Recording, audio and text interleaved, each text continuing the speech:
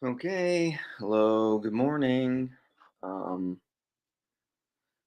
been a while since I've done one of these things, but I've missed doing it, and so I had a little time this morning and had some ideas to work out. I would love any feedback, comments, live comments that people have, whatever. um, so I'll start out with this. So my friend Cal, Clea, he messaged me the other day. What did he ask? I should just look it up. He asked if my creative medium is theology, philosophy. I think that's what he was asking, essentially. And I said, yeah, I do think it is. Yeah, my artistic medium. um, I think so. And then I was talking to my wife about this because, uh, what's up, Miguel? Good to hear you. Good to see you. Which also, by the way, your conversation with who do you talk to? You talked to Neil, right? On Chad's channel was fascinating. I didn't. You said things in there like what's so great about this corner is like we would probably have theological issues, but the way your mind works in general is fantastic. So I think it's great, but I don't know. Well, and who knows? So I was talking to my wife. Circle back to that about potentially starting a podcast, which I don't know. I struggle with because my problem with doing a lot of things is that I don't know. I guess because however you want to frame it, I don't like doing things that uh seem lame or that seem status quo. And it's not because I'm like a, an unironic or an ironic hipster that like goes thrifting because it's secretly this new hip thing. You know, like anything, it's Christ and Antichrist. Uh, anything can become your new marketing or your new avatar or your whatever. And so, like, being a hipster, being anti corporate or status quo can become the new status quo. Like we did a old G Randos conversation. Chad's been suggesting people check out the OG Randos United channel. Um, and I should probably just go back and listen to a bunch of those. However, I don't know. Sometimes I don't. I'm in a huge number of them. I can't even remember because I made a playlist, I think, at one time. So I went through them all of all the ones that I was in, which is on my YouTube channel, a playlist of all my Randos United channels. And I don't know, I was in the majority of them, probably over half of them or something. And I don't, um, anyhow, we made a video that called Not Woke, Not Anti Woke, I think. It was Sam Tiedemann, myself, maybe Jeff. Can't remember. I can't remember who else was in there. Um, and that's kind of my vibe. I want to be, before it was cool, man, the non duality that includes duality. I'm all about it. So I'm a pretty, I like being an anarchist. I'm pretty punk. Um, and yeah, dude, the Sunday school of our dreams. Like it's a, anyhow. Yeah. So Mills said the Sunday school of our dreams. I'm pretty, yeah, dude, and this is what I was saying, the POS. Yeah, if you affirm total depravity, but it depends. I don't know. I've talked a lot about this. I don't know if you've never seen my conversation on POS theology, which created quite a stir, quite a buzz in the little corner back in the day. Pissed a lot of people off. Um, or or there's a channel, it's an old Randos United conversation too. That's just like I think Jeff entitled it because he was making the thumbnails and titling them back in the day. He said, what are- what art man that thou art mindful of him?" Something like that. I think that was the conversation, or that was the title of the video. But essentially, I was trying to ask the question. It was an ontological question of like, what is man? Um, where does his being exist? And it's really connected to my video that I made the other day on what is the church. Anyhow, yeah, POS theology can be a struggle. Back to podcasting, the idea. So being punk, being an anarchist, not being a corporatist, not liking to play the game of marketing mammon. I don't want to. I want to put zero effort into appealing to people that I don't naturally appeal to. But simultaneously, I want to be liked. If I'm trying to be, it's kind of like the idea of I've always said, like, why would you not present yourself as vulnerably vulnerably?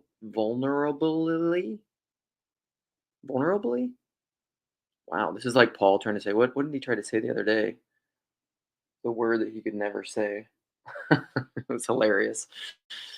Sometimes it's hard to say words.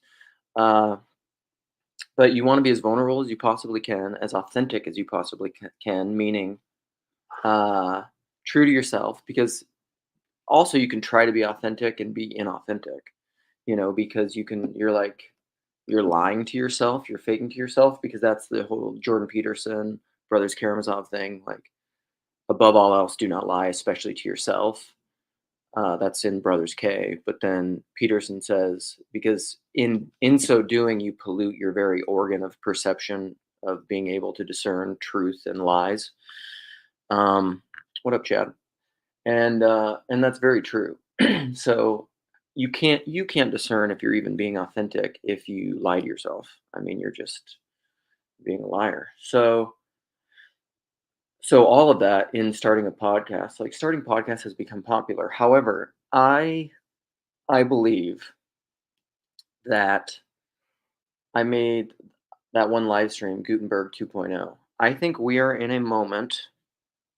I think there's a high likelihood that we are in a moment of major cultural shift, technological shift. People talk about this with like the internet, cell phones, mass media, and I think a lot of it is because of the McLuhan. The medium is the message. That um, the medium, we have been a written centric. A lot of our thinking and our consciousness has related to the written word, since really the year of our Lord on. So like in the what do people call it now? Like current age. What do they try to do it? Making it like trying to not be explicitly a reference to Jesus, like the current era or whatever. Um, it's written centric. We started having scrolls and canon, even the Bible, 300. They canonized the Bible, and then you had the Bible. In the old days, you had the Torah. They had scrolls, but then you had books, and then it made making books that much easier. You could make them that much more ubiquitous, and then literacy increased, and the technology of the book is where we've been in for centuries. Now we are in the technology of the internet. We're in kind of a spiral dynamics way. Our technology has brought us back out of, and Pete mentioned this strange theology in his conversation with Chad the other day, which my referencing this of despirited breath. I've called the written word despirited breath, where you remove the spirit from the words. And that's where you thought you could have this definitional, static, objective, rational, logical, positive, whatever understanding of words, which doesn't understand that words are not a one to one correspondence with meaning. Meaning is polysemous. There's meaning is fecund. Meaning is personal. The person is the locus and the nexus of all meaning. Because in order for there to be meaning, it has to be not even filtered through me, perceived, comprehended, apprehended by me. I am the meaning maker. You are the meaning maker. Everyone is the meaning maker. And so everyone's understanding is fundamentally centered in them. And like you could say, so like there's this comment here by New Gloff. What's up? Authenticity is narcissism and self-referentiality. I would argue it's not. Uh, It's not at all. I think when you think of authentic, when you are within a Western post-Cartesian mind-body dualism, objective subjective divided world, versus the one story universe that I think that we live in, where everything is interconnected to everything else. Spirit and matter, like we don't know where one begins and one ends. God, it's hard to tell where one starts and one ends. The God man relationship, the Chalcedon arguments. Um, this even gets into like my panentheism versus pantheism. Rogan's been talking a lot about lately about how he thinks creation, the cosmos, the universe is God. And there are degrees of that are right, because even in Kabbalah or in Christian mysticism, Christian theology, the lines between pantheism and panentheism are hard to differentiate. And I think most modern uh, philosophers, theologians, lay people haven't really thought about it. But they have this hard divide between spiritual and material, and that's why we come up with words like supernatural. Although I understand in natural theology there's a lot more it's more complicated than that. But like authenticity, yeah, I'm much more with McMo. Authenticity is the only way out. I would say if you don't, I was talking to Chad with this with this a little bit the other day. I have a very I am very attuned or keyed in, or yeah, attuned is the right word probably. Like my radio frequency is very zoned in on whether or not somebody is being authentic. I would say authentic. And what that means, because it really really matters to me. Because authenticity to me is the way I would frame authenticity is it's not lying to yourself. That's authenticity. If you are not lying to yourself, you are being authentic. So this is why, like I've pushed Paul on this. Even the idea of the secret sacred self is a false framing, I would say, because you're within the subjective objective world. You think you can divorce those two things, and you can't. You don't understand what the person is. Um, Good morning, Mandy. So, what's up, Dolly? So this is a good question. I'll come back to this in a while. This Bob. Um, what is it that happens in theosis? God doesn't make me more myself than I could ever be.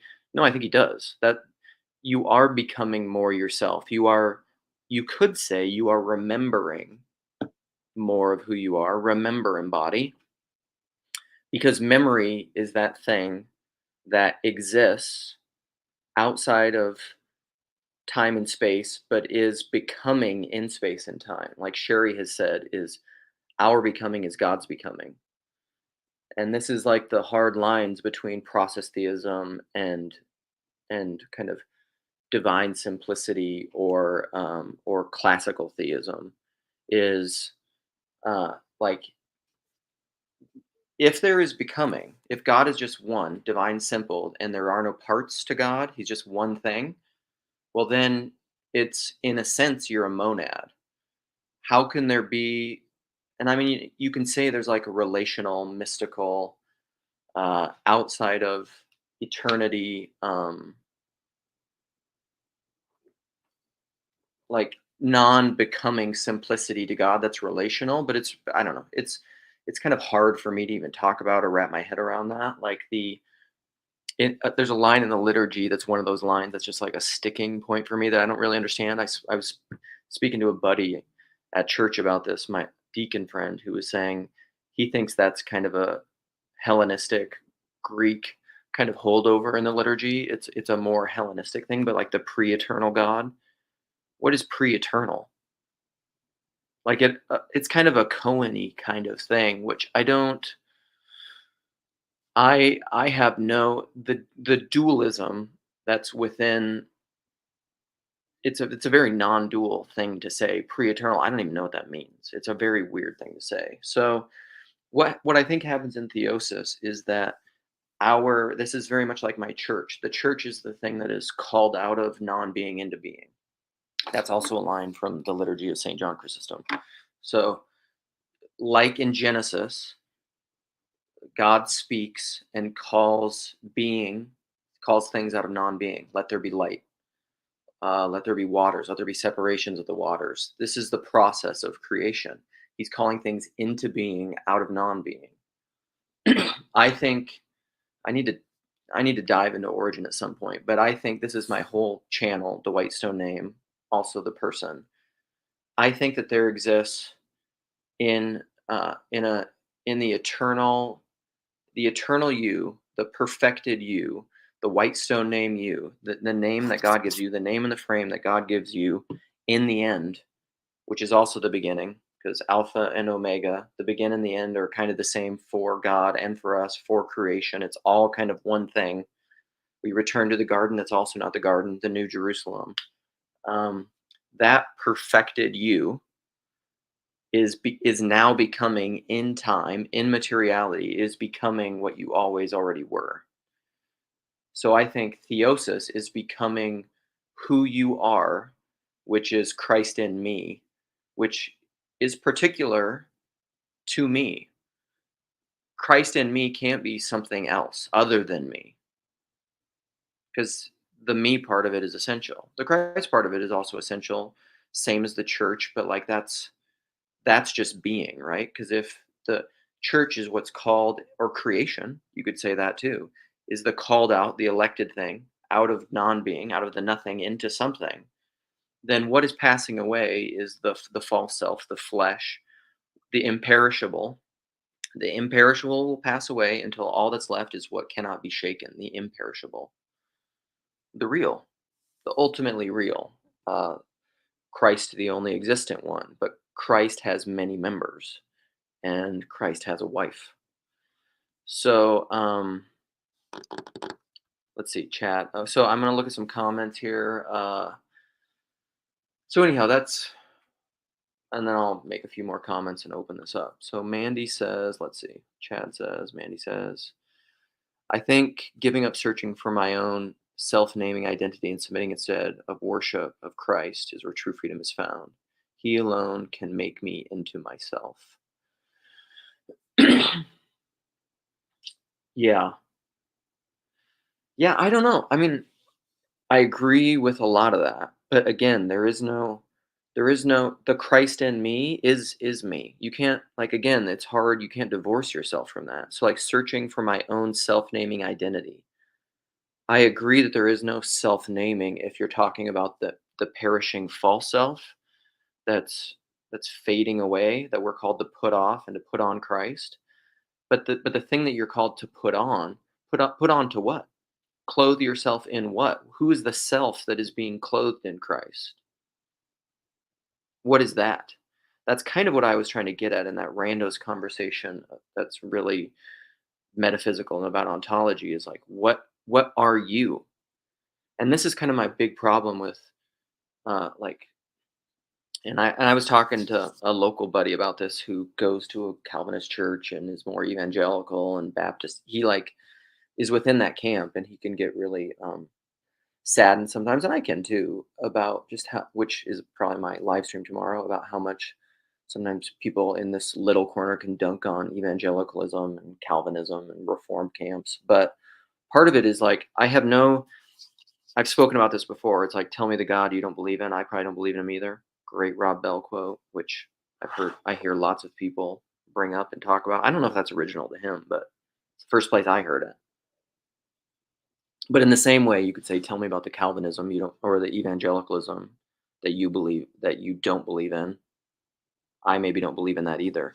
There's so much more commonality between all of us if you, because if human beings and what they think, let's go into iconic thinking, are icons, portals, uh, the many to many correspondence. If what someone thinks has a iconicity to it, it has a being to it, it's something that's real, then it is it's a seed, or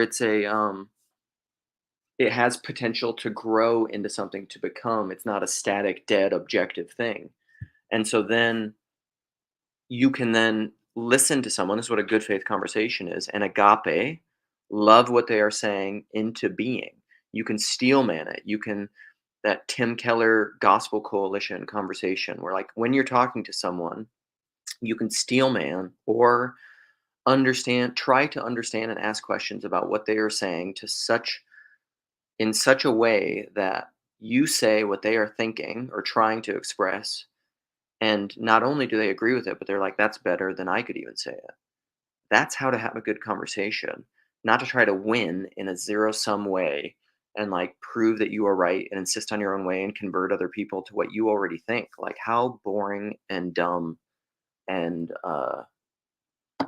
see, that's solipsism. That's, like, the insularity. That's the, like, fake authenticity that really people in trying to be objective. I was saying this to Cal the other day. Actually, that's the solipsism. That's the trap in your trying to be objective to something outside of yourself, because that's a world that doesn't exist. That's just a fake world. All right, looking at more comments. Uh, yeah, totally agree with this, McMo. Everything that is was before. I am, was, and is to come. Yeah.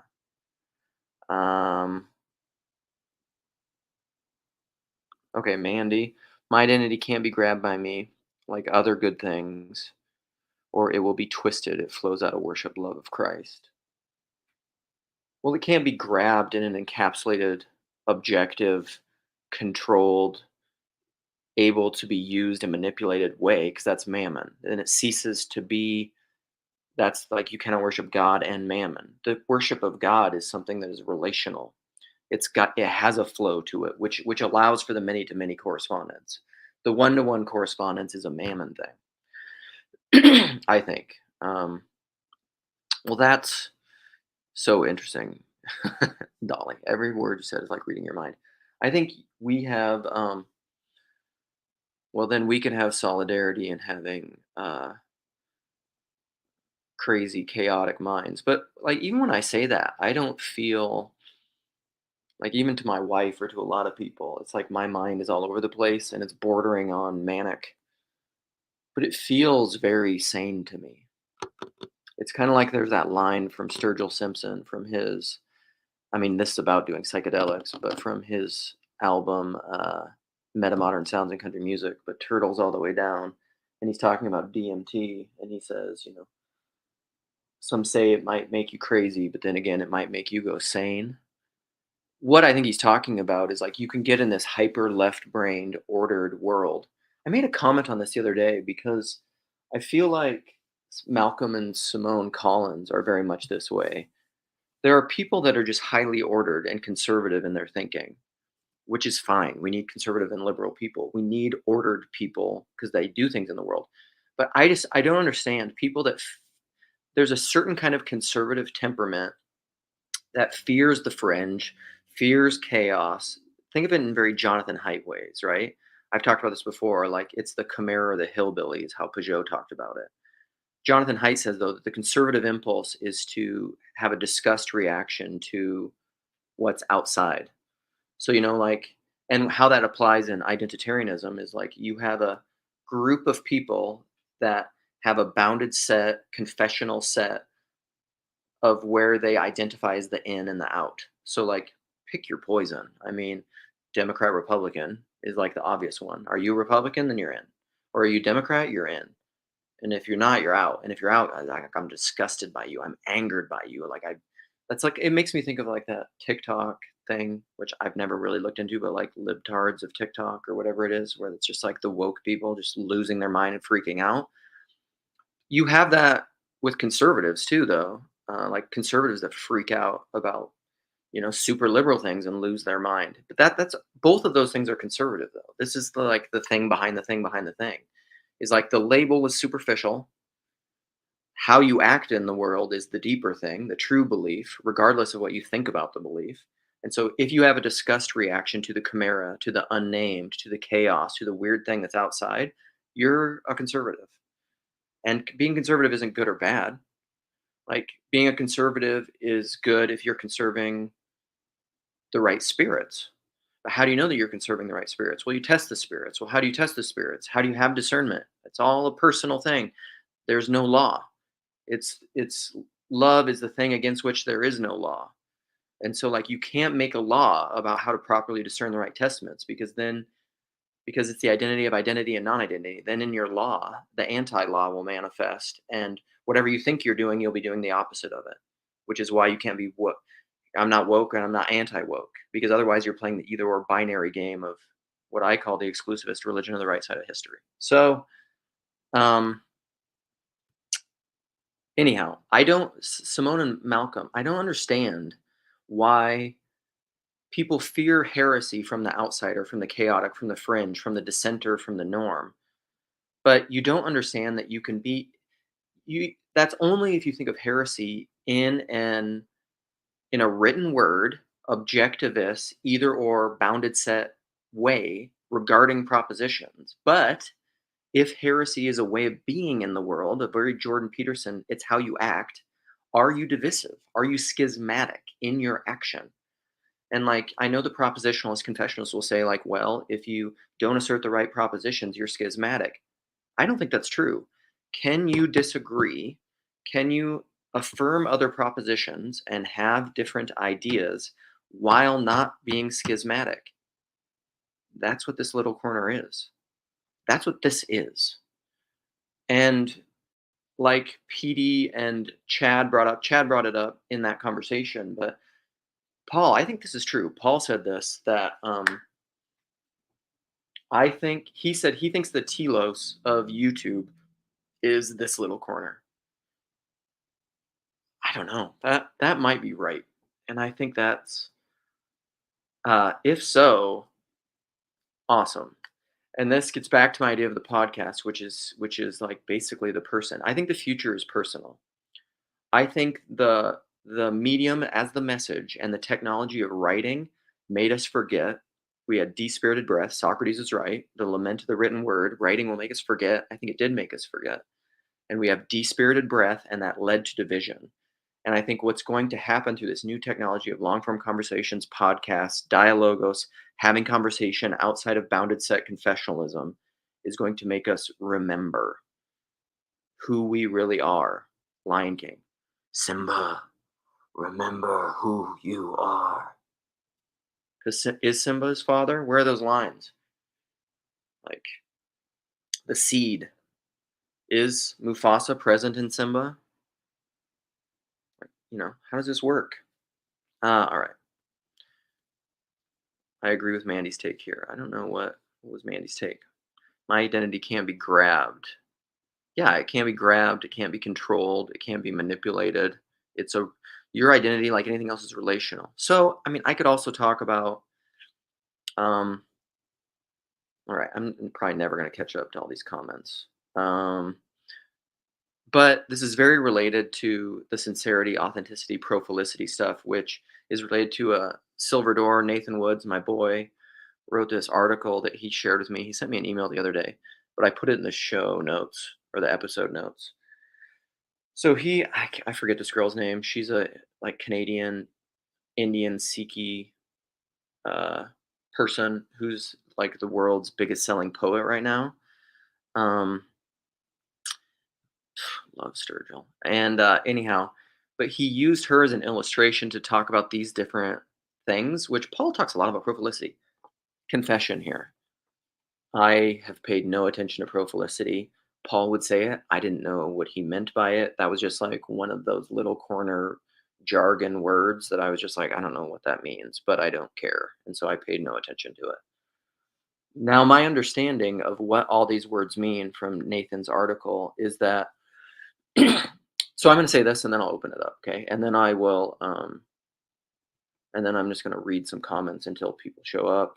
So, sincerity, authenticity, profilicity. Let's work back into those things. Sincerity, this is kind of an epiphany I had when I was thinking through this. You guys can tell me if you think I'm right. I'm going to look at, did I write it down? Here's my notes. These are the kinds of notes that I write. I write notes. I have graphs. I don't know, did I write this or did my kids write this? My wife saw this the other day and she freaked her out. She's just like, "Life is great. Please stay alive." I mean, it's a good message, but it also that's like something that would be written by somebody who is not in a good place. Look at, and this is my kind of idea for my podcast, which I'm thinking about calling. Can you guys see that? I'm thinking about calling the person. And then as I was explaining it to my wife, she's like, "You could just call it like the self-absorbed narcissist," which also, my mother, God bless her, has told me before she thinks I have narcissistic personality disorder. I don't think that I do, but but the way that I'm wired, I do filter everything through myself and the way that I think about it, and my personality is very much that way. Um, Enneagram 4, I suppose, an extroverted, enthusiastic Enneagram 4. Uh, I also mentioned my mother. I so I sent my parents, for those of you that remember the live stream that I did where we just ended up talking about my dads a lot. There was a couple of them, but and I it was kind of I just was telling stories about my dad, and it was kind of ended up being just a love letter to my dad. I figured I would just send it to him because I think it's good to tell your parents and other people how much you love and appreciate them and are grateful for them before they die. Like, why not tell them while they're alive versus at their funeral? I mean, you could do both, but why not? So I sent it to him, and she was just like, "Yeah." He just cried through the whole thing because my dad's a big softy. But somehow within that, my parents must have watched it, and I mean, they know me, but they don't know this version of me because I'm 41, and like they haven't. A lot of my evolution has just been, away from them a little bit, and we haven't lived close to each other, so we don't spend a ton of time together. Um, and so, like, this kind of thing, live streaming or talking this kind of way is they're probably a little familiar with it, but not really. I mean, whatever. So somewhere in there, my mom heard me say Enneagram because I talk about being an Enneagram 4, which is actually the inspiration for my evangelical podcast. And so she sent me this podcast, which is in the show notes for the one that I've scheduled for tomorrow, from these two guys. What's the name of that podcast? I mean, you know, I love you as human beings. You are made in the image of God. You are beautiful people, the two gentlemen that are on this podcast. But your podcast, I don't want I did not like it. This is the 40-year-old version of myself, 41, not the 20-year-old version of myself. The 20-year-old version of myself would be like, was hot garbage, and I hated it, and it really frustrated me. Uh, but again, right? Steel man, agape things into existence. What are they trying to get at? It's just it's a quintessential. I almost want to use it and play parts of it tomorrow if I do this podcast, because it's a perfect example of a lot of what I experienced in my evangelical upbringing. Sorry, this is kind of an aside. Should I just save it for tomorrow? I'm not going into it. What was I gonna do before I was gonna open this up? Sincerity, authenticity, profilicity. All right, scrap it. I'm sorry.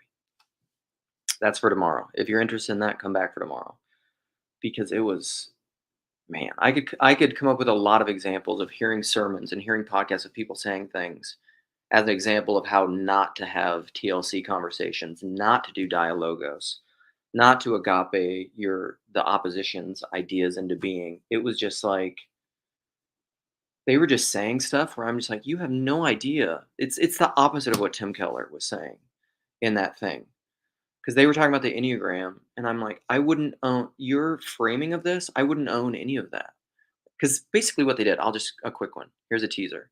They would just go through the descriptions of the Enneagrams. Like an Enneagram 1 is like a perfectionist or a reformer. And they'd be like, this can be treated with scripture. And scripture says you shouldn't be like that. And I'm like, would anyone who knows anything about an Enneagram advocate the straw man of what you so like when someone is a 1 on the Enneagram and they are the perfectionist or the reformer, is that like an endorsement for being a perfectionist? No, it's just describing a certain personality type. It's not saying it's good or bad. I was just like, what are you guys talking about? Do you even know what you're talking about? Like, try understanding the thing before you critique it. Maybe? Is that a good idea? Oh my gosh, it was just like drove me nuts. I heard, well, I really want to go into that because it's a huge pet peeve of mine, but I'm going to resist. Okay, sincerity, authenticity, profilicity. So, in as much as I understood it from Nathan's article, it's not just evangelicals that do that, by the way. It's like most of the modern talking head intellectual world. Politicians do it all the time. It's like, are you trying to understand the person you're arguing with? Or are you just trying to win this competition hierarchy of a zero sum thing? Are you participating in the logos or are you participating in the anti logos? And in your talking, are you being antichrist? Uh just makes me really frustrated. But I need to not do that myself. So sincerity, authenticity, profilicity. My understanding of sincerity is um, being committed to one's role and identity as almost as a vocation. So like I almost think about this in like terms of evolution of consciousness. So like a pre-industrial, pre-axial age, maybe Charles Taylor porous self consciousness. So like an old uh, medieval times or pre-medieval times consciousness was like, you know, my grandfather was a cobbler, my father was a cobbler, I am a cobbler, cobbler. Like I'm a father, I am a brother, I am a cobbler, and like that is my identity. And so I am sincere to that vocation, to those things that frame my life. But then authenticity was this thing that evolved where authenticity is being true to yourself. So like, yes, my grandfather was a cobbler, my father was a cobbler. Am I a cobbler? I don't know. How do I feel about being a cobbler? Does that feel true to who I am? That's kind of how they frame the idea of authenticity, is being true to yourself, which again isn't the way I frame authenticity. That's a little bit of the subjective objective world. That's more of the secret sacred self idea. So I would have a little nuance on how I characterize this differently. But that happened, I think, in a post written word, post literate, post industrial age. The medium is the message. The medium of how our world changed through technology changed the way that we apprehended and perceived reality. And this thing of authenticity developed. And I would argue that that's it's a pretty Western thing. It's become global now through capitalism and technology and the way that the world is.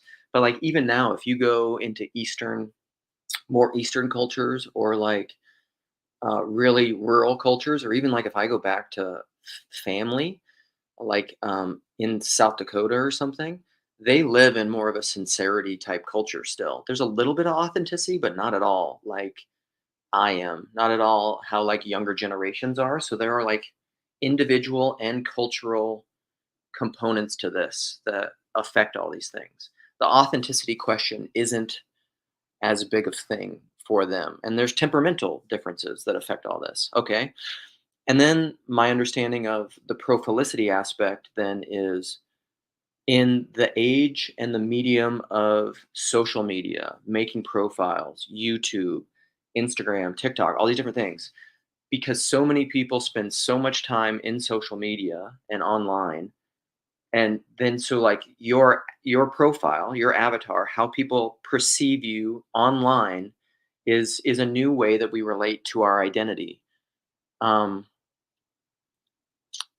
I still don't have a great handle on profilicity because even though I mean I get it a little bit, but like I'm not on Facebook. I'm not on Instagram. I'm not on X, Twitter, whatever. I used to be. I mean, I've used it a little bit. I'm on YouTube, but YouTube's a little bit of a different thing. So like how it all relates to that, I don't know. I think the people who are most successful now in the modern world, and I want to use I think these things these are all connected to technology, but I think the people that are going to be most successful in this modern world are people that do all three of those things well without faking.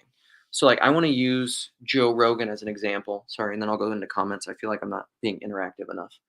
And then I'll invite people in. So like Joe Rogan is a great example of someone who does all these things well. So Joe Rogan is he's a UFC commentator, mixed martial arts expert. So that's one of his aspects of like sincerity. That's one of his roles. He's a father. He's a comedian. He's a podcaster. So like these are his jobs, but and he stays true to all those things. But he's also very true to his authenticity because like his podcast, and he very much expresses this. He's kept it very lean. He doesn't have a big team. It's him and it's young Jamie doing the podcast. I think he books his own guests. There's maybe a booking agent who gets some people he doesn't have access to or doesn't know if he's interested in talking to them. He never has anyone on his podcast who he doesn't want to talk to. And he always says what he really thinks. Like that's been his brand. He's just like, I contradict myself. He's just like the free form, flowing, long form conversation is like that's his baby. He basically invented that and he stayed true to it. And even now that he's really popular, he says this all the time. I'm not changing the format. I wasn't trying to succeed and get rich. I was just doing what I wanted to do. And that ended up working and giving me success and money and attention, fame. And then he's just continuing to do it. So he's developed this kind of special profilicity, which does not contradict and which is in harmony with his sincerity and his authenticity. He does all of those things well. He has a unity behind those things where none of those things contradict each other. I think there's a lot of people. This is the kind of branding, again, back to my punk, anarchism, whatever. I want to figure out how to do that for myself. I will not be able to brand. This is why Christian YouTube, I so I identify as a Christian. Religion and faith is hugely important to me. Like Cal was saying, it's maybe the most important thing to me. It's the thing I like to talk. I like to talk about people, which is why my podcast is The Person. And I like to talk about people. I like to talk about relationships. I like to talk about temperament and psychology. And I like to talk about philosophy and theology. Um, and and I need to figure out a way to do that and have a profile that isn't like marketing that then makes me pretend to be something that I'm not, which a lot of branding can be. You're just like if you're trying to trick the algorithm or the market or win, like if you're trying to play that game, I feel like you start to lie to yourself, which again to me is not being authentic because then you're lying to yourself. You're faking something. You move out of the realm of God, which to me is like not lying to yourself, it's authenticity, into the realm of mammon where you're trying to manipulate reality, which is a type of that's the Machiavellian psychopathy, that people have talked about. Okay, I'm gonna stop. I'm gonna read comments. Uh Mandy. I think most people that enjoy loop streams have somewhat chaotic minds. I think it's true. I mean, if you have a more structured mind, this is gonna feel nuts to you. And oh, I should put the invite out. I'll put the invite out.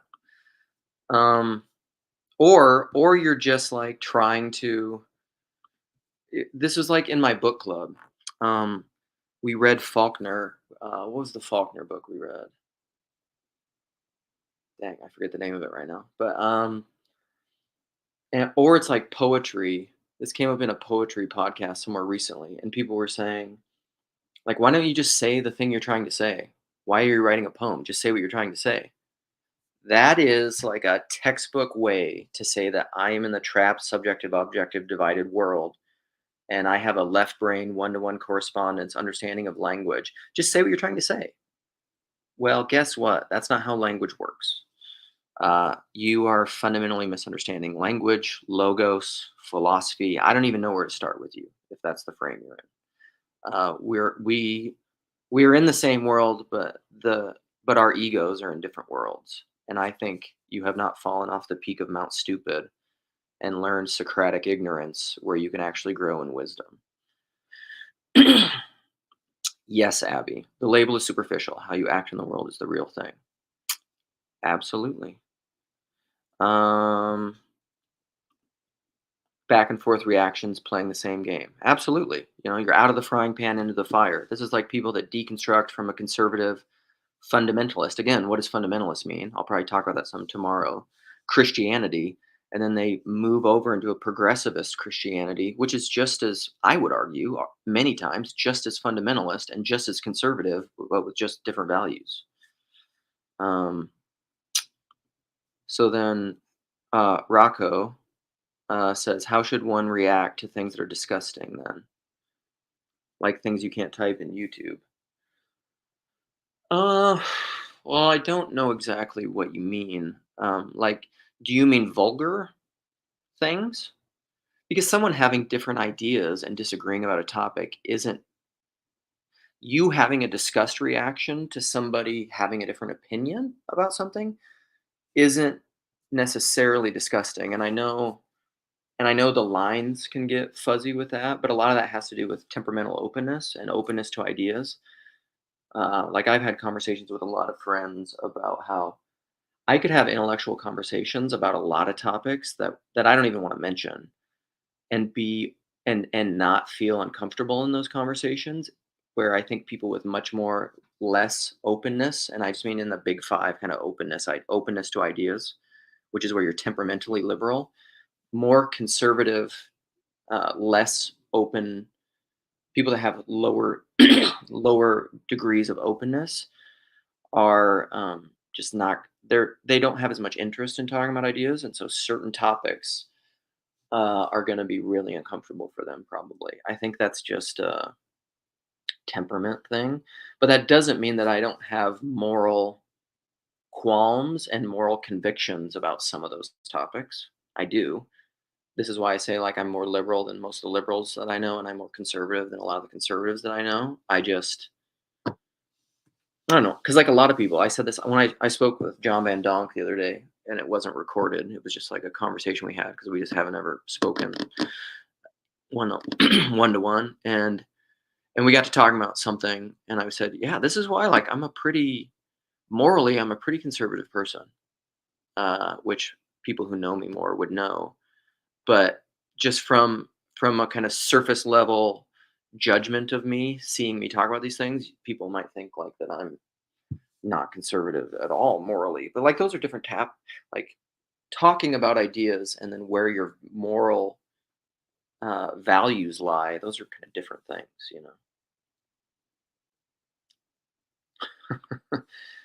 Libtarbs of TikTok is like Lot streaming live from Sodom. That's hilarious.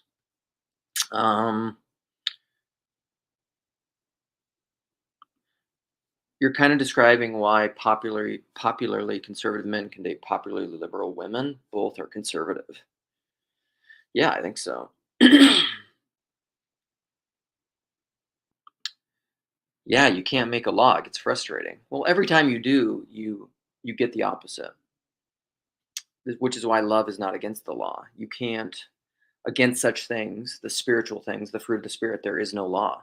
You can't make a rule that will instantiate the fruit of the spirit, which is why I'm not a confessionalist propositionalist. I just don't, because those people are trying to make standard operating procedures for the spirit, and you can't. The spirit moves where it will. It's just the way it is. Chad says, could you touch in Master Emissary and how it relates to metanoia, sun, and enchantment, please? And bring in Rene Girard mimetic rivalry, please. Well, a lot of what I was saying was essentially mimetic rivalry, I think.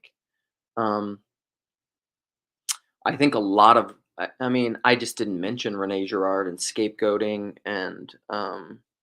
but a lot of people's competition hierarchies when they're doing the either or winning stuff is that's all Rene Girard stuff, and scapegoating and mimetic rivalry. Is you have a Mimetic rivalry is essentially what I mean when I say the exclusivist religion of the right side of history. So that's the either or thing. Like, which side of the line are you on of this binary confessionalist thing? Are you in or are you out? And then we have mimetic rivalry over who controls the in and who controls the out, and then you scapegoat those that are out or those that disagree with you, which is that quote that I love to bring up all the time, is the last remaining acceptable form of bigotry is against those with whom you disagree. That's the modern intellectual world. Previous, I think, previous consciousness, cultural things, it was around tribal identity. So it was ethnic. It was biological, you know? Like, even I would argue even, like, Russia and Nazism, it was beginning to be ideological, but it was really cultural ethnic. Like, that's what the Nazis were, it was the homeland, you know? I think the rise of fascism, communism, modern political discourse was the beginning of the identitarian world that we live in, but it was still pretty ethnic, you know? It was like the motherland, you know? But like America, we don't have that. What is the American ethnic identity? America by like is this group of people outside of ethnic things that are united theoretically around ideas, right? The Declaration of Independence, the Bill of Rights, liberty, liberalism, which is very like, I mean, again, a plug for that's a huge plug for the DC Schindler Freedom from Reality series with uh, uh, Ken Lowry on the climbing Mount Sophia thing, and because it's a very Lockean mode. um, but again, like liberalism becomes it's that's the new urban monoculture monolith religion of the liberal West is like all there is liberalism, right? But it's an identitarian singularity that's like if you're not liberal, right, you're out and you're bad and we judge you. So like that's the either orism of liberty, which creates mimetic rivalry and scapegoating, and then like I mean that's how our American foreign policy works. Like it is that to the T. We need to spread democracy. The Vietnam War. I mean, like we got to stop communism. And like is there, and there's always I mean there's truth stuff in there. It's not like I'm not pro statist communism. But I don't know. I said this once. This will piss a lot of people off. Should I say it? I'll say it. It's my brand. It's not my brand, but I say what I think. Someone was arguing because people are you're in your moment. It's really hard to see outside of your moment. Maybe impossible completely, but people are very much like communism has created more death in the 20th century. It's the bloodiest century in history.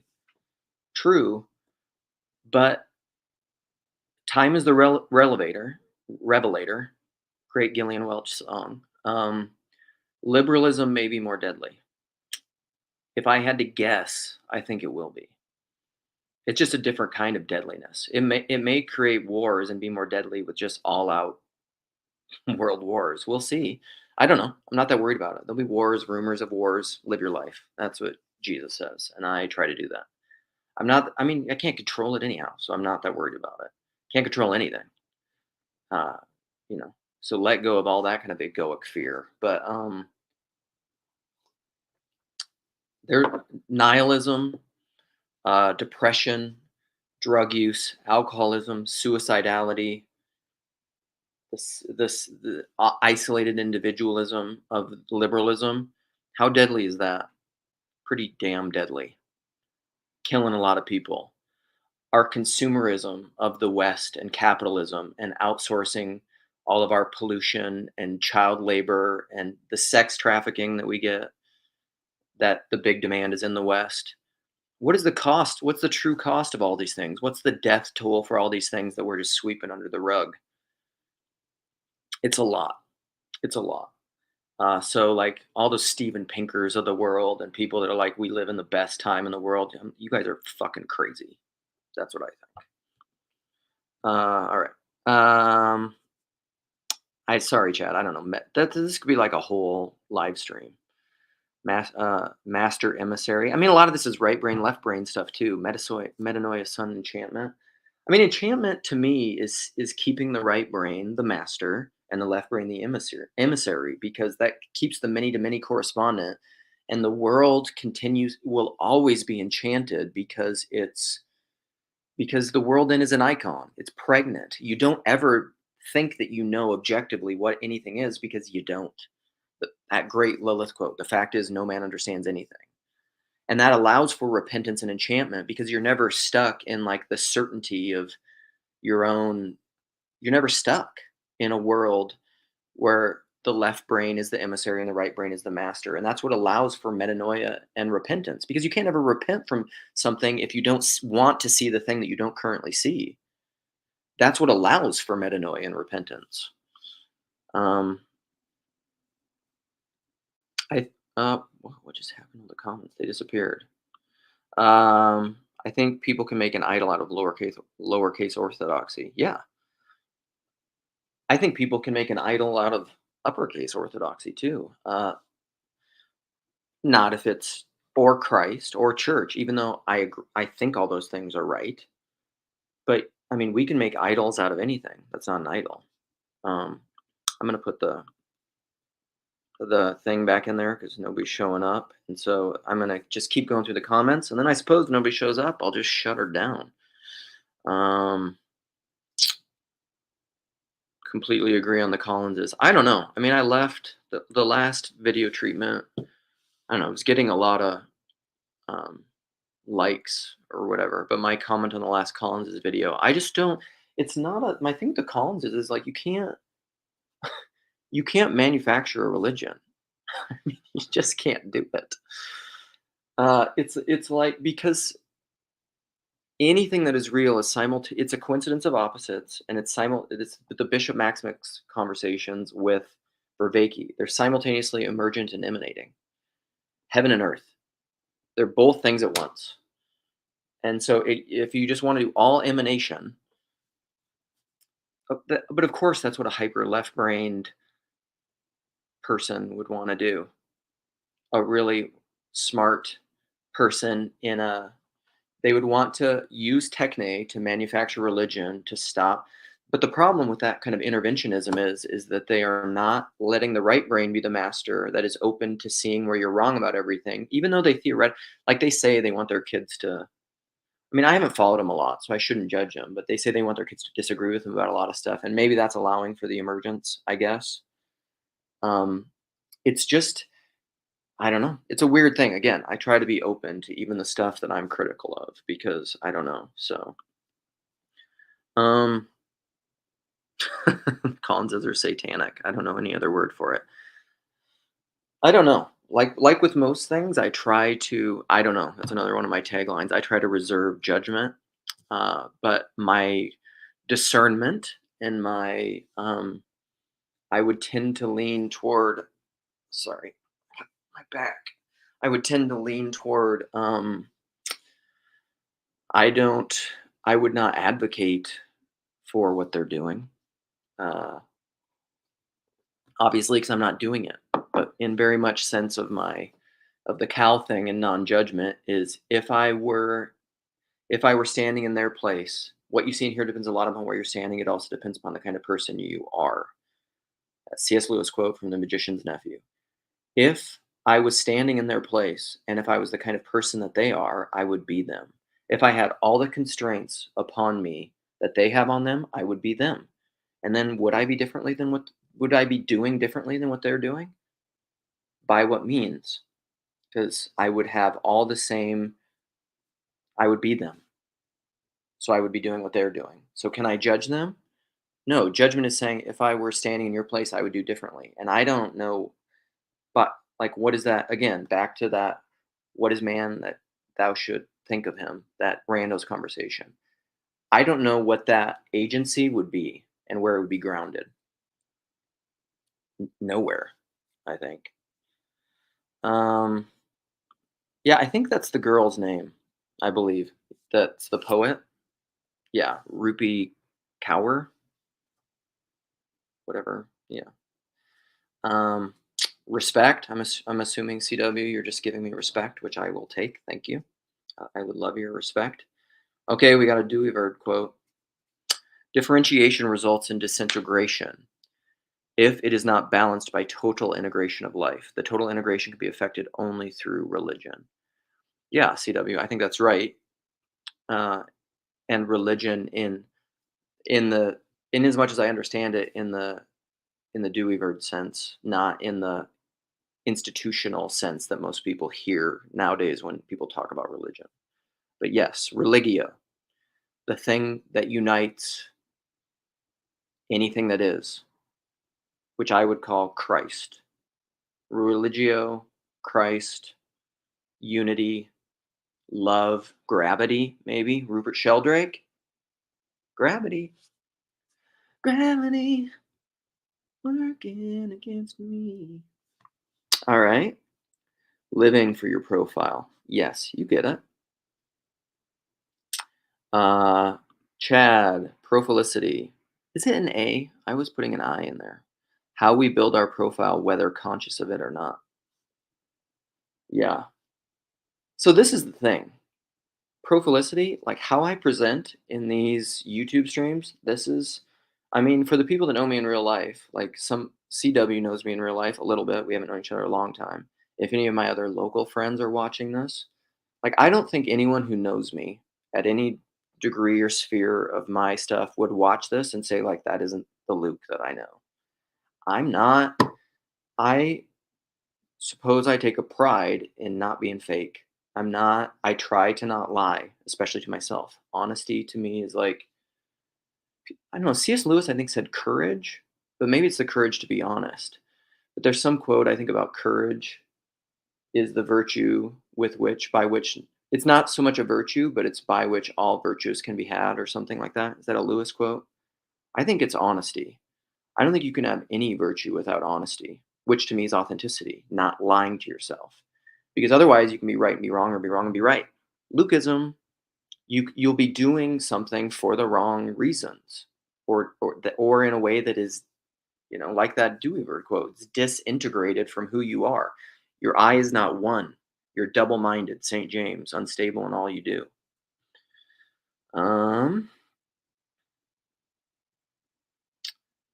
Panentheism chat. Yeah, see the lines between pantheism and panentheism.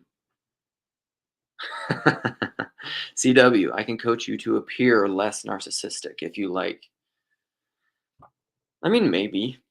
Do I want to appear less narcissistic? I don't think I truly am narcissistic.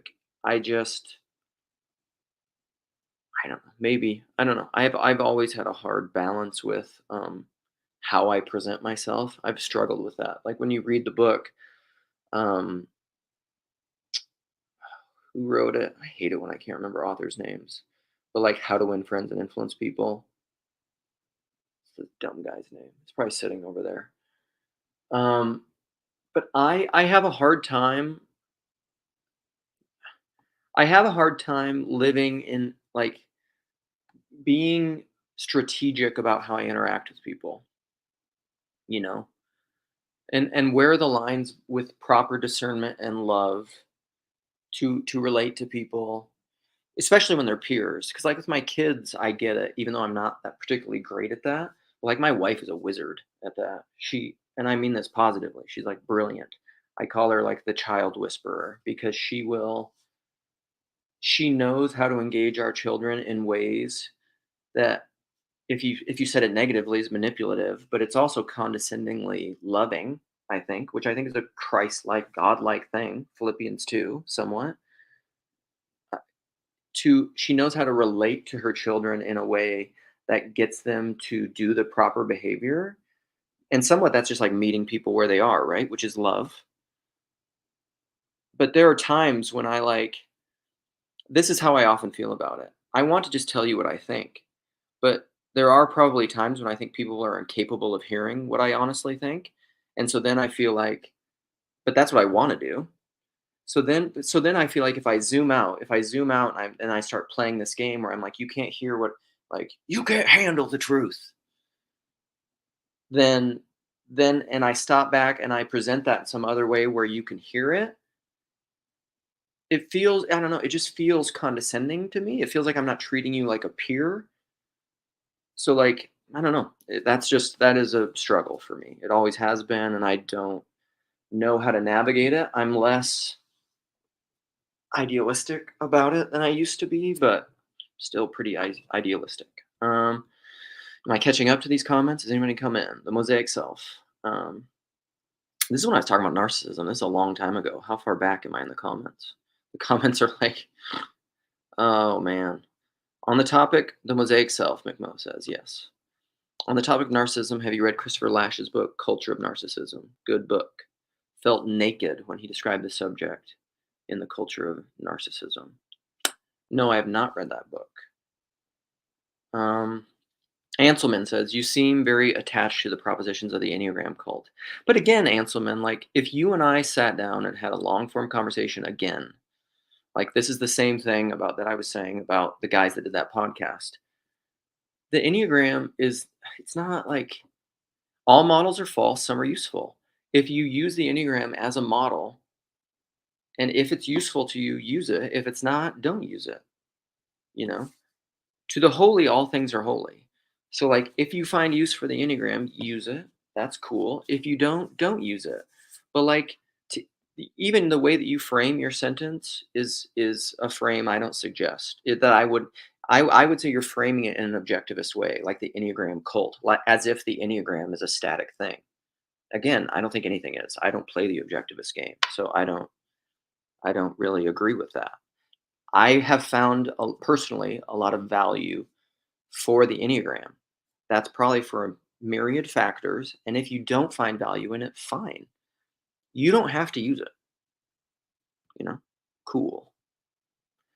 Um, Neil, you think I need to go into Jung? Jung, is it Jung or Young?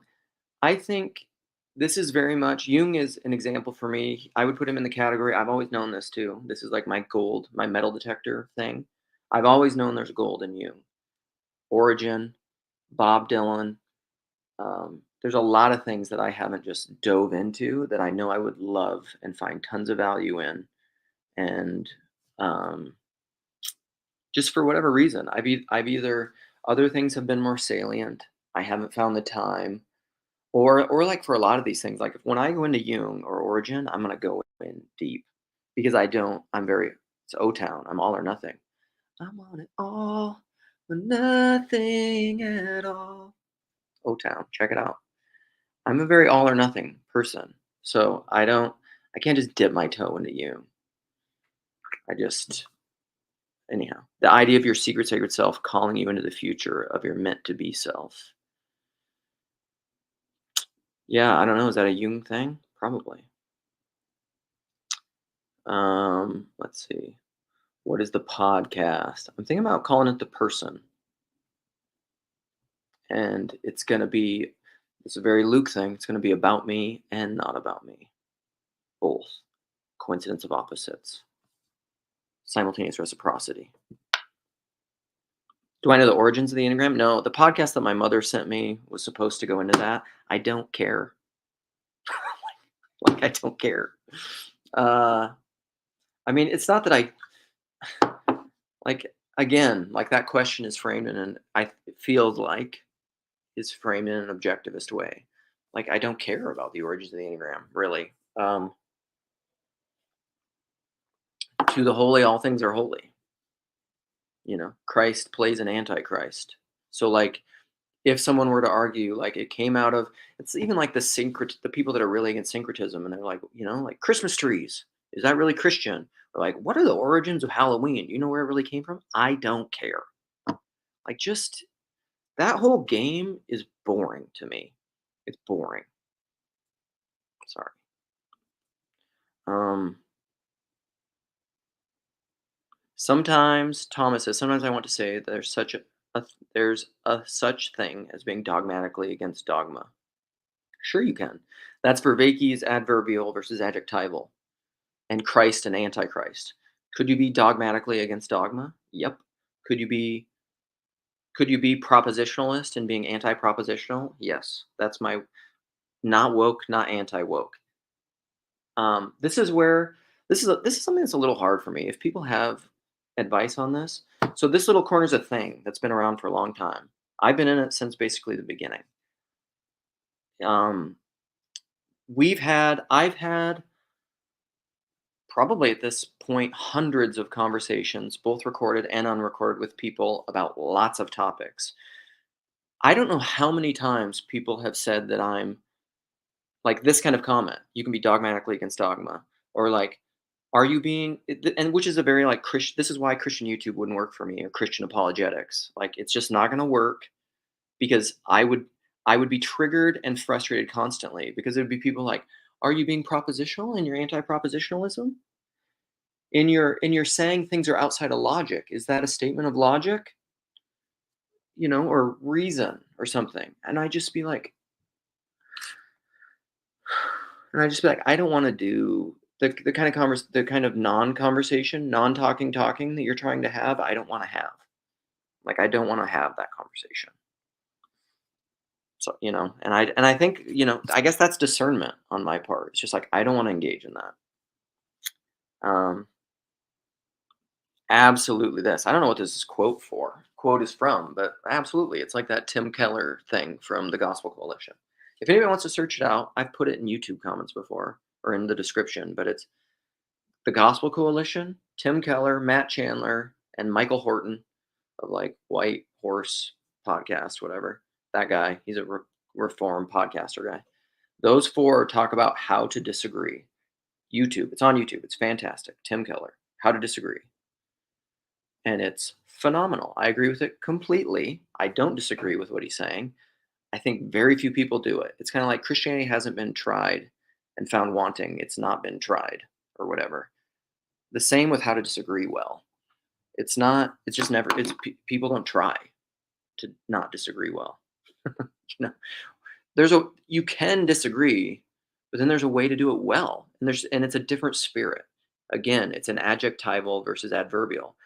Just to say that you disagree, to say like I'm on this side of the line, that's an adjective. It has nothing to do with, I would say, the moral categories of your conversation. When the conversation becomes good or bad, good faith or bad faith is the adjective, how you are disagreeing, which is that comment that was before. What was it? Which I don't remember whatever it was. I missed it. I forgot it. Okay, keep going. Onward. Okay. Everyone has a dogma. There's either right or wrong dogma. I don't know. This is where I would disagree with you charitably, and I would love to have a long form conversation with you if you're ever. I'm a fundamentalist in my own way. I mean, kind of. This is where again I'm open to this. Peter Rollins has kind of leaned into that, where he used to think being a mystic was the way to go, and now he sees the value in being a fundamentalist. And I think he means that unironically a little bit.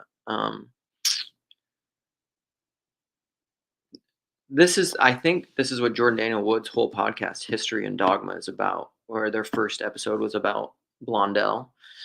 Um, Dogma, I don't, dogma should be an icon, I think. This is the difference between creeds and confessions that Nate and I were talking about the other day. And Nate said it in a way that I thought was really helpful. A creed is not a confession. A confession is like proto logical positivist, rationalist, where we are now. That's what confessionalism became. It became hyper propositional, hyper left brained, whereas a creed always has classically been understood as a symbol of the faith. It is a mystical statement that ought not to exclude based on propositional identity. That's my belief. Maybe the church wouldn't even agree with me, but guess what? That's what I think. And I'm okay with that because that's me telling the truth and not lying. And to me, not lying to myself, even if it contradicts the church, maybe, is what's important. St. Maximus did that. A lot of saints have done that. I think it's important to do that. So here I stand, I can do no other, so help me God. Sorry, Anselman. Enneagram has a great description of total depravity. Interesting. Well, whatever. I don't know what you even mean by that. So, Blue Yeti is a mic of choice for young podcasters. The problem is I am not going to buy a mic that's made unethically, I would say, by slaves and polluting the environment in China or something. So that makes it hard for me. Marylander, tell me the good mics that are better for the money. Tell me an ethically made mic, not made by slaves, by a company that's polluting the environment in as much as is possible, that is either used or doesn't. I don't have to take out a mortgage on my house. Ooh, is a goat mic. SM57. Ooh. Who's this? When will Andrew McLuhan come on Grail Country? I don't know. I don't I rarely, because my schedule's so weird, this is like when I have opportunity sometimes, and I probably need to wrap this up. Nobody's gonna show up. But I would love to participate in more of the group conversations with like Nate and Sherry and even Michael. Michael has a hard time making a lot of them because I love those dudes. I used to talk to Michael a lot. I mean, I miss that guy. I used to talk to him a lot more than I just have a hard time coordinating. I've got like three teenagers, and night times they stay up. They want to stay up later than me. It's just like impossible for me to schedule those things. But I don't know an answer to your question. When will Andrew McLuhan come on Grail Country? I don't know. Uh, can one be a sincere ironist in a Rhodian? I don't even know what that means, sense or otherwise. So sorry. Tradition does help us discern the spirits. I agree. We want Luke, we want Luke to learn how to use a soundboard. That seems depressing to me, but maybe necessary. Um, Sincerity seems more interpersonal than authenticity. Yeah, but I would argue the kind of authenticity that I'm talking about is very interpersonal. All those levels would have to be because the person is the center of all that to me. So even like being even not lying or being authentic to yourself is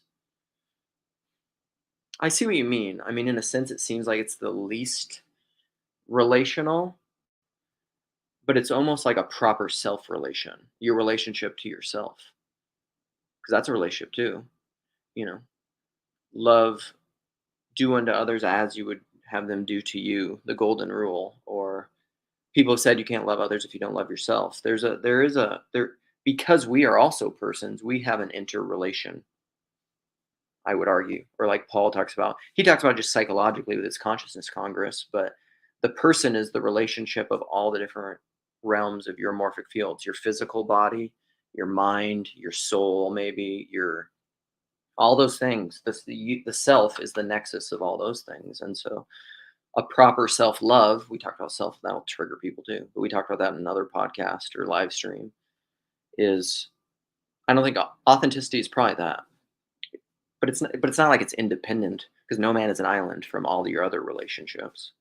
So, um, anonymity is a gift. Yeah, yeah, agree. Like I was talking to my son about that the other day in fame, and I was just talking about how like I have no desire to be famous. I really don't. I think it would suck. I actually, this was a young version of myself. That was such a stupid question. But when I was younger, in my 20s, early 20s ish, I um I was a big fan of the band Nickel Creek, and this was like when they were really young, one of their first tours. I still love Chris Thiele and How to Grow a Band and Punch Brothers, all the but like Nickel Creek. I saw them live a bunch. I've probably seen them live more than anybody else. And one summer when they came through Minneapolis area, they played this tent in Wisconsin, like northwest Wisconsin. I guess it's called Big Top Chautauqua. So it's this outdoor tent. It was cool. And Nickel Creek played there. It was just this little concert. Me and my buddies were all like camping out. It was awesome.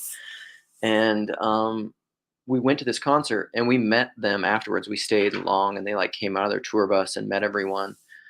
And I remember I said to Sarah Watkins, who's awesome, big fan, still a big fan. Um, and her solo stuff's great too.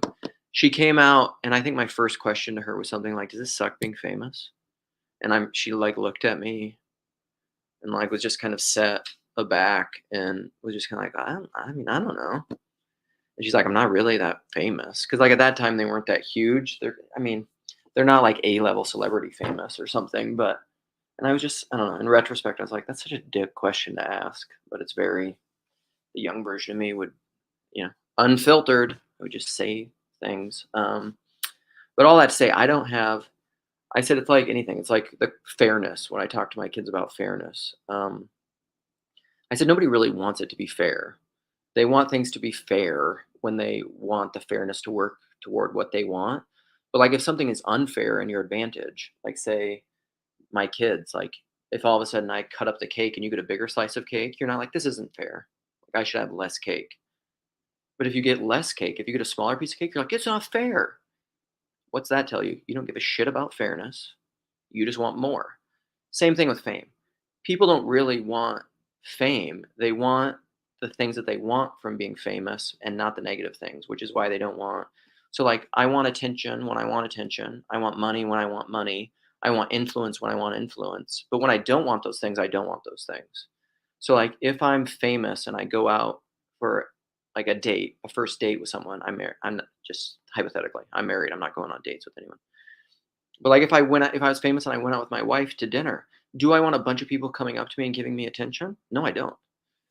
So, like, that's the negative side of fame and money and influence, and I think it would drive me crazy. So, anonymity is a gift in that sense somewhat. Um, everything is to be blessed is to be cursed as well, Clem's 9. Is anyone gonna come in here? What's going on? People working? Because I'm gonna leave anyhow at like when am I gonna leave? I'm gonna leave in 10 minutes, unless someone comes on, and then I'll probably just leave and let them finish or something. Anonymity is only for spies. Okay, Thomas. You must become the soundboard, embody the microphone. Ooh. We are one. I just watched a great movie this weekend with my kids and my wife, or almost my whole family. But The Men in the Boat, is that the name? It's like it's not playing at major theaters, I don't think, but it's about World War II, the pre-World War II rowing team from the University of Washington. It felt like a great old movie that like I grew up with. Fantastic movie. Highly recommend it. Let's see. You could use a Christian microphone. Dude, I wouldn't want to use a microphone unless it's Christian. That microphone better be Christian, or else I'm not going to use it. Tell you what up, boy, boy. Uh, which is why you say you believe there's a microphone. There's no microphone. Yeah, there is no spoon. Rogan is a high bar. So I'm not saying I want to be Joe Rogan. I want to embody the spirit of Rogan, which I think is authenticity. Because like Rogan does what he wants to do, and not in a selfish way, in a very loving way. You could argue that the way that because Rogan also doesn't have a scarcity mentality. He talks about that. It's the loaves and the fishes. He is not like in a competition with other comedians. He wants to promote and encourage. And how many comedians has Rogan made blow up? Podcasts, uh, other, not even comedians. Like, there's all these people in the wake of Rogan that he has made be hugely successful in a very authentic way. That's beautiful. I don't want to compete with anyone. This is like, this is the whole idea of the person. I want to be so authentically, honestly myself in whatever I do that I let the cards fall where they may. And if that's successful, cool. Successful, again, success. What is success? If that makes money, cool. But I also have problems with that, which I'm going to talk to a local friend about because I have problems with capitalism. So, are Paul's daily videos prolific? Profilicity. I also love Paul's Profilicity. I mean, Paul is a great example of how to do this well. I think I just sit back, my back's hurting. This is probably why people have like ergonomic chairs or like do standing podcasts and stuff, right? You may have to sacrifice being liked. Well, here's the thing. If I'm really myself, in as much as like honestly myself, in as much as I can be, and not lying to myself and presenting myself in a way that's real, and people don't like me, I mean, they don't like me. What's the alternative? Being fake and then they like me? Screw that. No way. There is no Marylander. Yeah, exactly. Pick and choose. You get it. I'm a man, not a brand. All right. People that are to be loved, not used, even yourself. Um, so I think a lot of people are trying to do the Peterson thing, putting our modernism in dialogue with eternity on a micro scale, which is why the traditionally religious, air quote, channels can get frustrating. Yeah, that's like Christian YouTube. I don't know. I find that stuff boring. Like I can't. There's something about it. There's a. There's like a. This is what I mean. Like I have a radar. Like people talk whatever. This is probably not politically correct, but whatever. People. I grew up people saying gaydar, where you have like a radar picking up gay people, which is stupid. But I mean, you're picking up like little things that you're equating to being gay. But being gay is not like having like if you're a guy and like being effeminate, is that being gay? No, that's stupid. There are effeminate guys that aren't gay, and there are really macho guys that are gay. So stupid. But I get it. It's a stereotype for a reason. Um, but when it comes to like the Christian YouTube, what I think is what I would call mammonistic Christianity, you're faking something. You're using all these Christian labels, Christian identities, Christian whatever to sell shit. I have a radar for that, and it drives me crazy. And I would never appeal to Christian YouTube anyhow, because like, how do you? I would say stuff that's gonna piss everybody off all the time. Like it wouldn't, it wouldn't ever work. Um, let's see. I am a very model of prolific prolicity. Okay. So Thomas Bergen, I've been an Enneagram too, but I don't deny its occult origins. Well, like even that, like occultism, like Wikipedia occultism. What is the occult?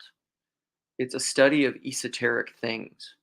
Like, is that bad? I mean, are you thinking about a cult as in like a grew up in like the South in the 80s of the Satanic Panic? Like, do you equate occultism to Satanism? Well, they're not the same thing. So like whatever, it has occultic origins. Again, who cares? I don't care. I mean, it's like irrelevant to me. I don't know. Is the Enneagram a propositional confessionalist religion? Absolutely not. Not in my experience of it. It's very fluid. Like even it's very relational. It's incredibly personal. That's the nature of it. And so like an Enneagram 4, for example, you can have an Enneagram 4, but then you have an Enneagram 4 with a 3 wing, or you can have one with a 5 wing. And then there's three different subtypes. Beatrice Chestnut wrote this book, which I don't have, the complete Enneagram or something, where like there's these three subtypes, and those can all look really different. There's like a stereotypical Enneagram 4, which is probably the intimate subtype. I can't remember which one it is. There's a social and there's a survivalist in type. No, social, intimate, um, yeah, and then survival, I think. And then there's the counter type, so the one within it that doesn't look like it. Enneagram's more like you almost think about it as colors. So like if an Enneagram 4 is a red, there's a myriad, like a bunch of different reds, and then there's different like textures of red almost. It's a very very nuanced, cool thing. I don't think it's at all propositional. It's not in, and it's not good or bad. Like is being an Enneagram 4 good or bad? Yes, maybe, no. Climbing Mount Stupid? No. That's like a brandy name, which I'm not into. But I don't know. Again, that's the profilicity thing. It's not my strength. Hypernominalism, New Gloff. One condition I think is hypernominalism that we see, which is frustrating and why things devolve into anti-logos and combative dialogue. I would agree with that, I think. Uh, Christ, Thomas, Christ provides the common ground for all perspectival exchange. Yes. Um, Luke gets dunked. Marylander, McMo, are you universalist open or butt stuff open? No comment. Um, but I mean that's a kind of openness, right? Um, I can't. Yeah, that's too. I mean, those are the kinds of I'm not going to talk about that on YouTube. But that's the kind of stuff that I'm very open to those conversations. The morality of those conversations is different, but like I would talk about that stuff all the time. I'm not gonna talk about it on YouTube. Cain and Abel, master and emissary. Chad. I don't know. I'd have to think about that a lot. Um, is Gerard or McGilchrist less punk? Um,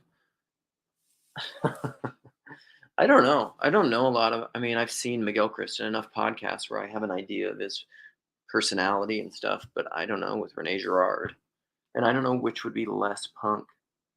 I mean, I don't know. I love their stuff, so to me, it seems pretty punk rock. But ooh, hot take. Abel had it coming. Wow, wow, wow. That's my Owen Wilson impression. Wow, wow, wow, wow, wow. Um, Liberalism could be more deadly. I'm not that worried about it. Yeah, I'm not, because life or death. I mean, that's a weird thing as a Christian. That's why, like Manuel said, like they talk about the Christian death cult. I'm not. I am not like I wouldn't advocate or encourage or want a bunch of people to die, but I'm not worried about it. Each day has enough worries of itself. Consider the lilies. I'm not worried about world wars. It's just not something I worry about. Where I tend to worry more is just like my interpersonal relationships in my daily life and how much I don't love people well. That's where I spend a lot of time worrying. And arguably, I shouldn't worry there either. So, um, idols are us. Idols are us. Is that like Toys R Us?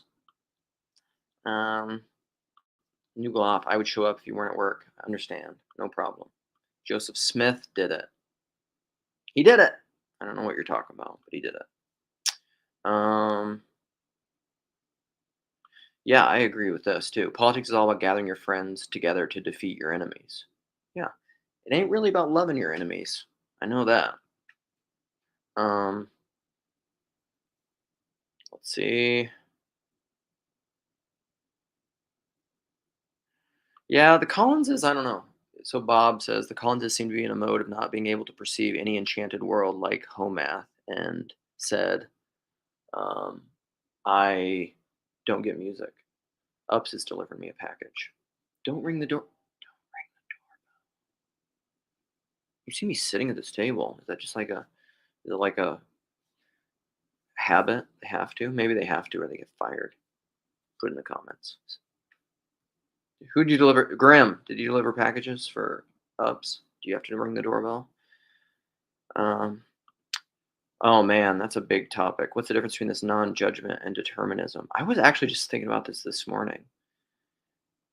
It does seem pretty deterministic because Rogan made some comment in there about when he was talking about. I was listening to uh, his most recent podcast. It was like the sober October thing, guests, but not in sober October, like those guys. And he was talking about he thinks the universe is God thing, and he was talking about determinism a little bit.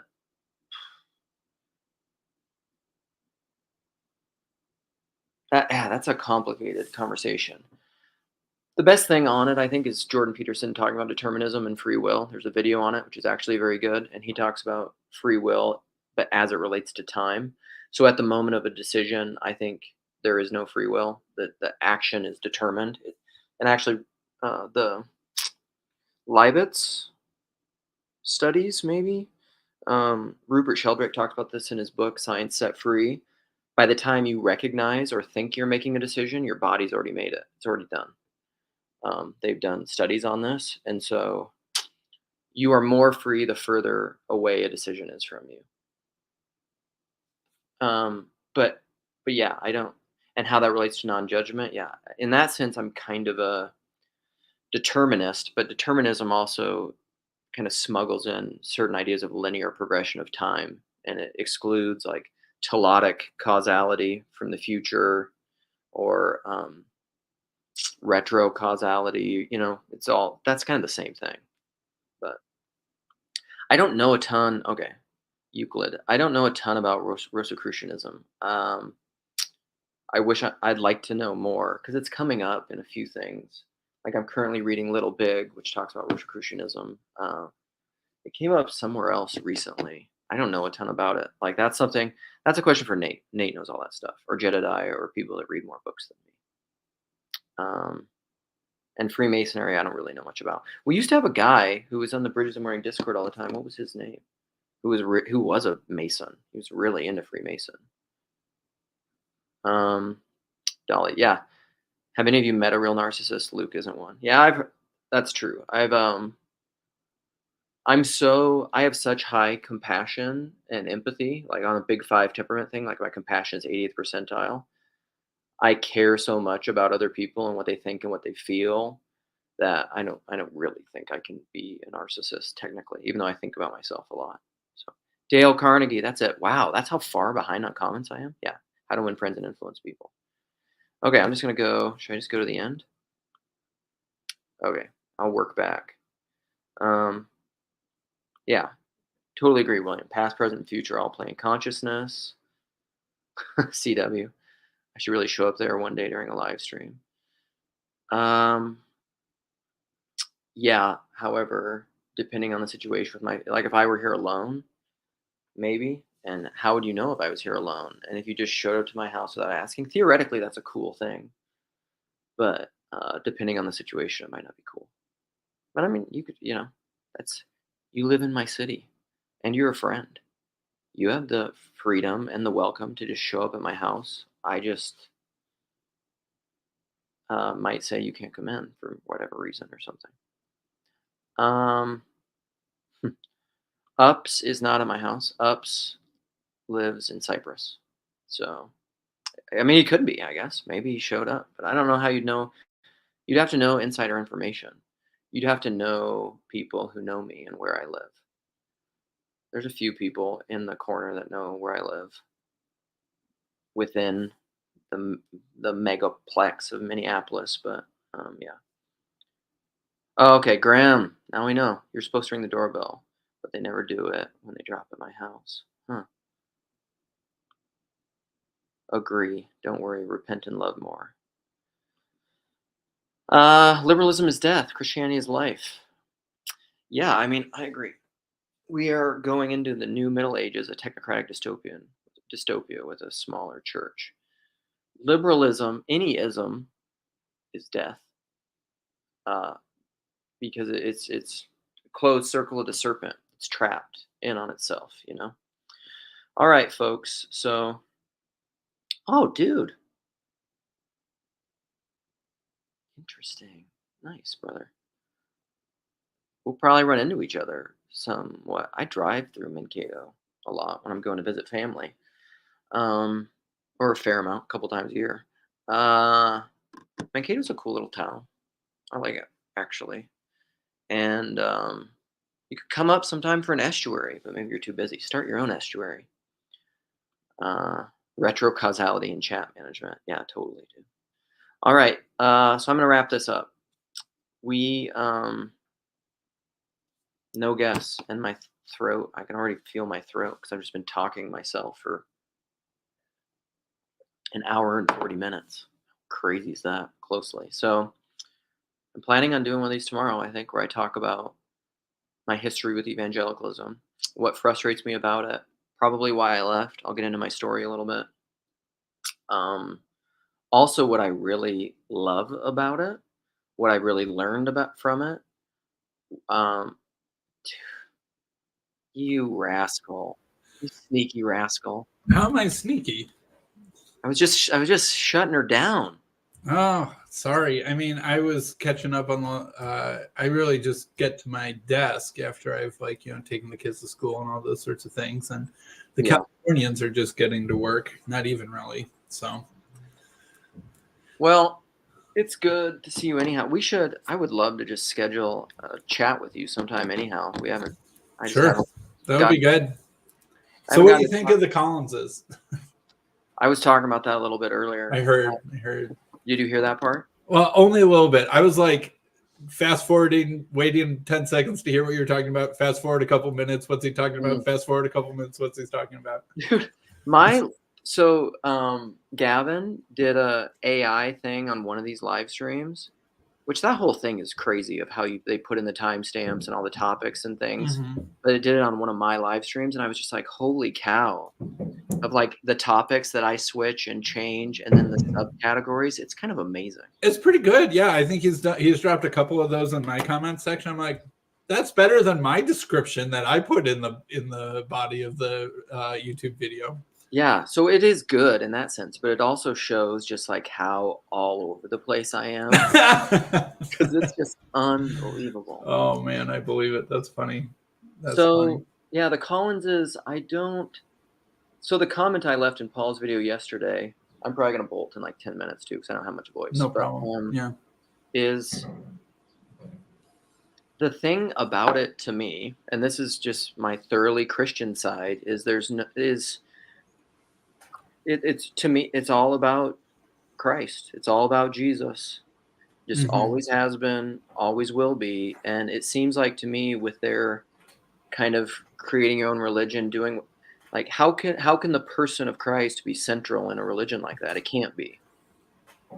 And I'm not saying that in like a you know me, in like an Yeah, objectivist, historical, critical way. I'm not like talking about I know what you historical mean. truth claims about Jesus. I'm talking about the person of Jesus Christ. Mm-hmm. Is from which everything flows, all of it, and they can't have that really. It's utilitarian Jesus.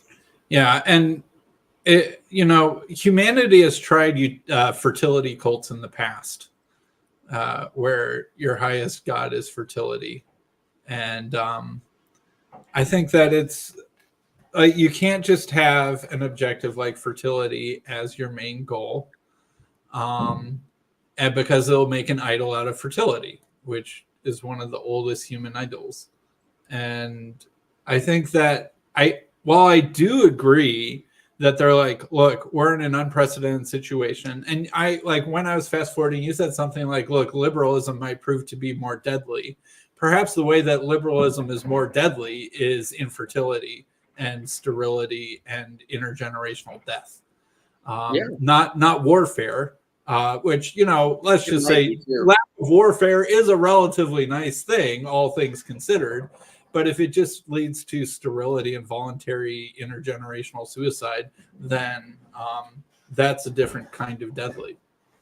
Yeah, I mean, and it's if you think about it like true cost, total cost of like Mhm. any sort of like whether it's fascism, communism, liberalism, what is the total cost? I mean, infertility, yes. I mean, there's a lot of people, the kind of technocratic, globalist, progressivist, environmentalists are going to hear that and just be like, well, that's good.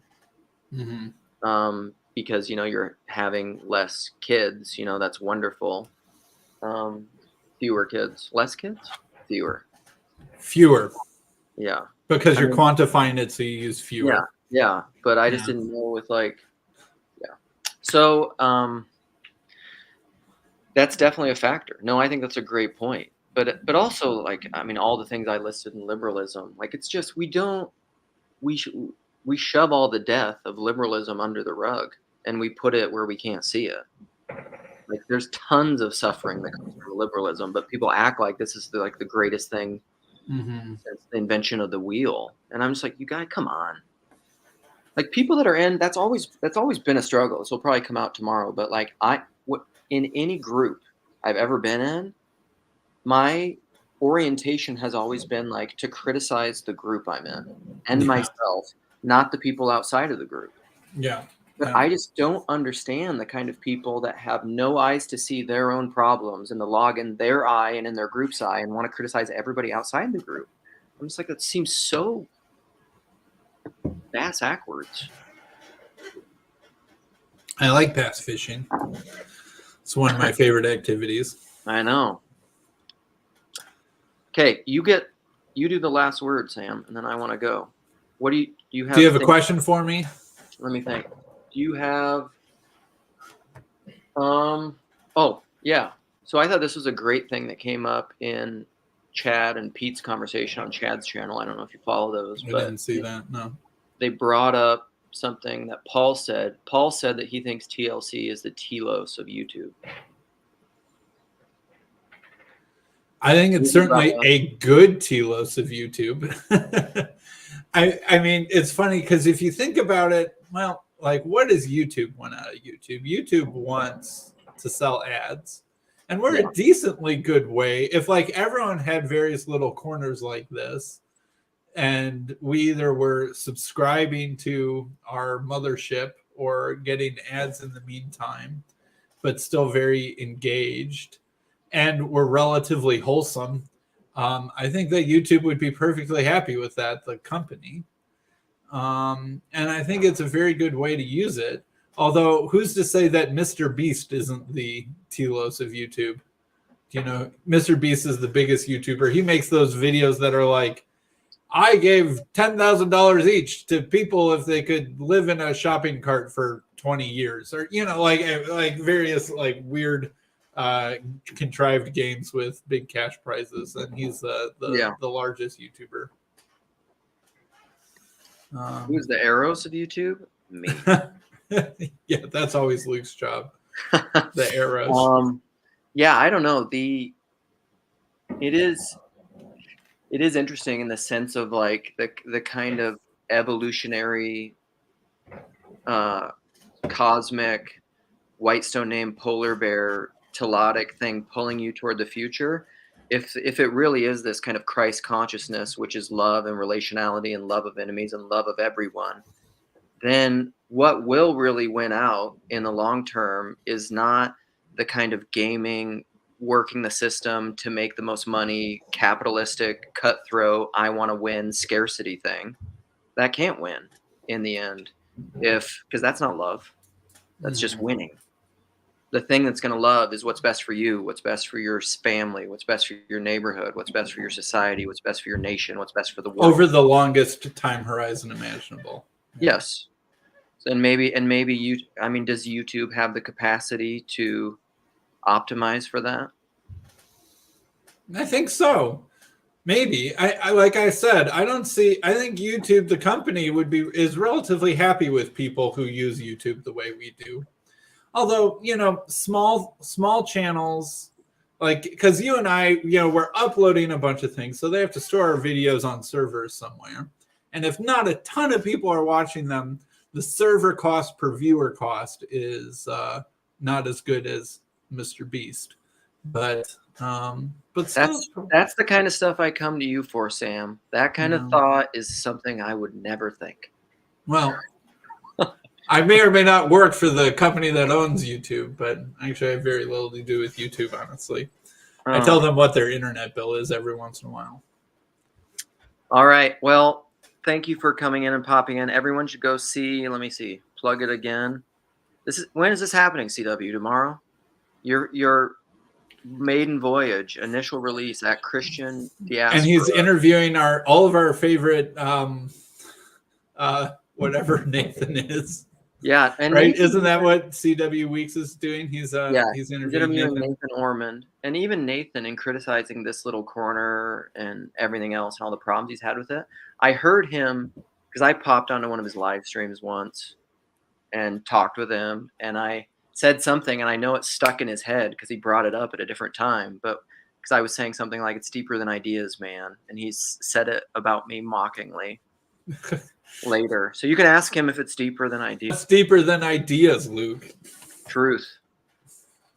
Ideas personal. Are truth. No, that's nope. They play in truth, but truth is personal. I am the truth, said a guy. Yeah. So thanks, Sam. I'm gonna end the stream. We'll Bye, talk everyone. some other time. Sounds good, buddy.